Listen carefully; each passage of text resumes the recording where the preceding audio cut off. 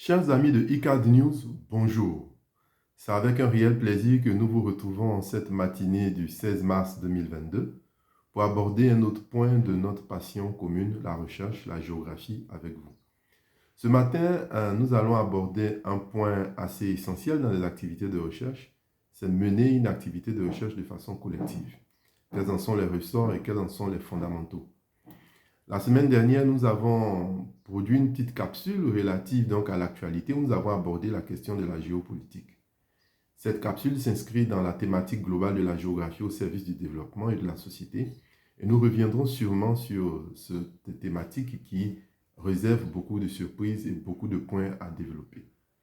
Alors ce matin, comme je disais, c'est une capsule qui va intéresser essentiellement les chercheurs, les enseignants-chercheurs ou les passionnés de recherche.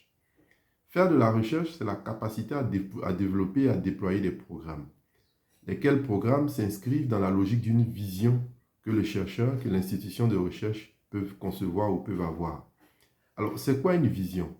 Si on s'en tient aux définitions classiques de la littérature, donc du dictionnaire, la vision est la capacité de percevoir, et même de percevoir au-delà de ce qui peut être perceptible.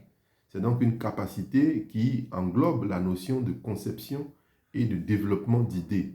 En réalité, une vision s'inscrit dans une stratégie globale d'action, dans la capacité qu'un individu, une communauté de personnes peuvent avoir la logique de concevoir, de porter à maturation un ensemble d'idées coordonnées pour aboutir à un plan, un objectif, bien sûr, qui sera atteint.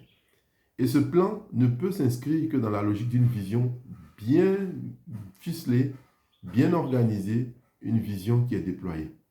Beaucoup d'institutions de recherche trouvent à affirmer leur personnalité et leur identité sûrement par le fait du manque d'une vision qui est portée à maturation, qui est assumée et qui est déployée.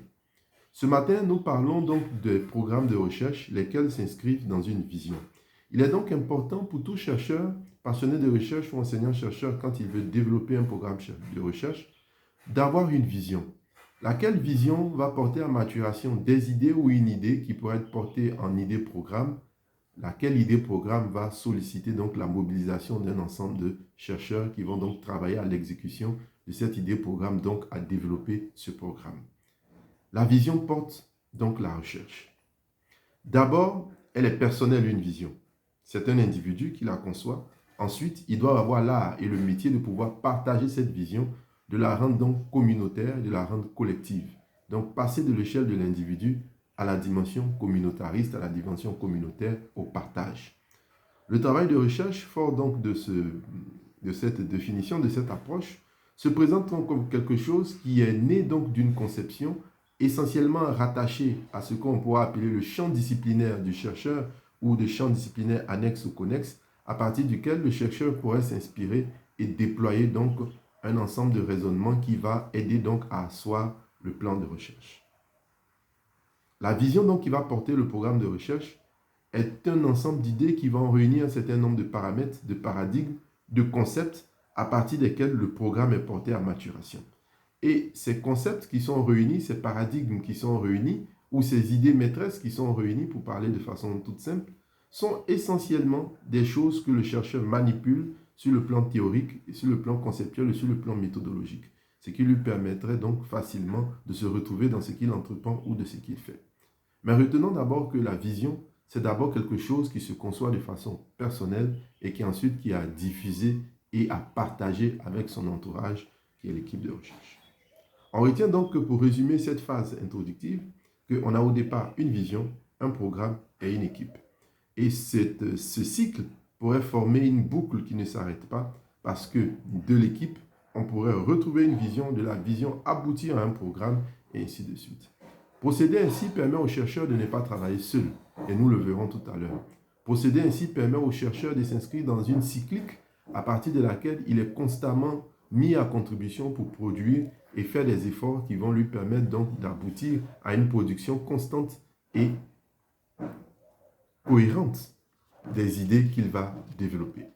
Alors, un programme de recherche obéit donc à la manipulation d'un certain nombre de séquences d'activités qui s'inspirent de ce que nous venons de dire.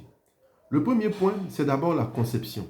La conception, c'est le chercheur qui se retrouve tout seul avec une idée, à partir de laquelle il rentre dans ce que les archéologues appellent bien les premières fouilles, où il va donc s'amuser, permettez l'expression, à fouiller, à dépoussiérer un ensemble de considérations, où il va visiter des artefacts méthodologiques, des méthodes, des positions théoriques, où il va s'approcher d'un certain nombre de questionnements pour retrouver une idée qui sera construite à partir de quelque chose de cohérent et qui lui est proche et qui lui est propre.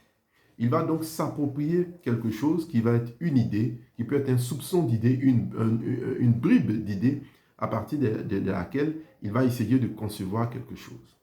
À ce niveau, le chercheur est toujours isolé dans sa bulle. La deuxième activité, c'est celle qu'on appelle le scellage de l'idée-programme.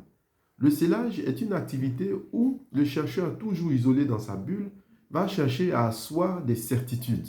Un certain nombre de certitudes qui va lui permettre de jeter les embryons de l'équipe qui va l'accompagner, mais surtout qui va lui permettre toujours de finaliser la conceptualisation qu'il a entreprise. Et cette finalisation, bien sûr, finit avec les premières certitudes qu'il a. Pourquoi il est important de ne pas négliger l'étape du scellage? Parce que dans les étapes qui vont suivre, le chercheur sera sera amené donc à partager son idée. Et donc, s'il n'a pas une certaine certitude, il y a un certain nombre de certitudes, il peut arriver qu'il perde le leadership et le contrôle donc de l'idée qu'il a conçue. Et cela peut être dénaturé et le conduire sur un chemin qui n'est peut-être pas forcément le chemin qu'il aurait voulu embrasser.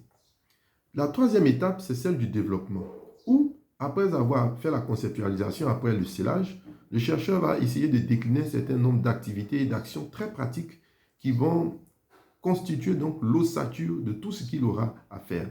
C'est une étape qui demande beaucoup de réflexion. Retourner encore à la lecture, toujours dans le but d'asseoir et de garantir les certitudes qu'on a eues à l'étape du scellage. La quatrième étape, c'est celle du partage. C'est la confrontation avec des appuis extérieurs. Les certitudes que vous avez mobilisées, ainsi, elles seront confrontées à d'autres certitudes qui vont vous permettre pas de renoncer ou de perdre le leadership ou la paternité de votre idée-programme, mais de l'affiner, de la bonifier et permettre déjà de jeter les jalons des collaborateurs, de la collaboration qui va se mettre en place. Donc, au moment donc du partage, on s'entoure d'un certain nombre de compétences, c'est-à-dire de collègues qui partagent le même point de vue ou des idées similaires, à partir desquelles on échange, on confronte, on se frotte, on va donc polisser l'idée maîtresse. Et les orientations et les assises presque définitives donc de l'idée-programme se mettent progressivement en place. Et l'étape suivante, c'est la maturation, c'est-à-dire la collaboration elle-même prend forme. L'équipe est constituée. Elle devrait ne pas excéder plus de 4 personnes pour faciliter la communication et rester très proactive pour ne pas se disperser. C'est-à-dire vous-même, le leader, donc le concepteur donc, de l'idée-programme, entouré de 2 ou 3 partenaires et vous constituez déjà l'embryon d'une équipe. Après cette étape où la collaboration donc, se met en place, les bases de travail sont définies, les différentes confrontations ont eu lieu, c'est l'étape de l'exécution, où le déroulé des enquêtes, l'agenda d'abord est mis en place, un embryon de budget peut être constitué, sur un déroulé d'activités, des prises de contact avec le terrain, c'est la production, c'est la phase d'exécution pratique, donc où le chercheur déploie sa méthodologie, trouve des résultats et produit. Après cette étape, le chercheur peut, avec son équipe, entrer en phase donc d'évaluation. Auto-évaluation, évaluation externe. C'est une étape souvent que les chercheurs aiment négliger, mais qui peut être intéressante parce qu'elle nous ramène à une certaine mesure à l'étape du partage où encore des confrontations peuvent avoir lieu pour bonifier, pour polisser les résultats obtenus. Pour finir, on se rend compte que toute cette chaîne d'activités qui entoure donc le programme de recherche s'inscrit autour donc de ce cycle que nous avons défini. La vision, l'idée-programme, l'équipe. Et l'équipe joue un rôle important parce qu'elle doit maintenir maintenant la vision.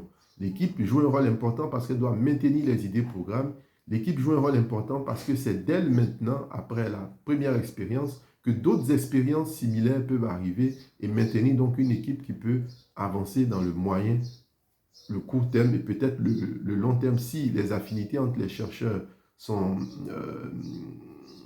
de véritables certitudes. et si la passion commune donc à l'activité et la collaboration donc prennent le dessus. Voilà un peu, chers amis, ce que nous voulions partager ce matin avec vous. Nous espérons que cela vous permettra de vous mettre en activité en équipe pour pouvoir produire, pour pouvoir avancer dans vos travaux et que cela vous serve. Excellente journée. On espère se retrouver pour une prochaine capsule.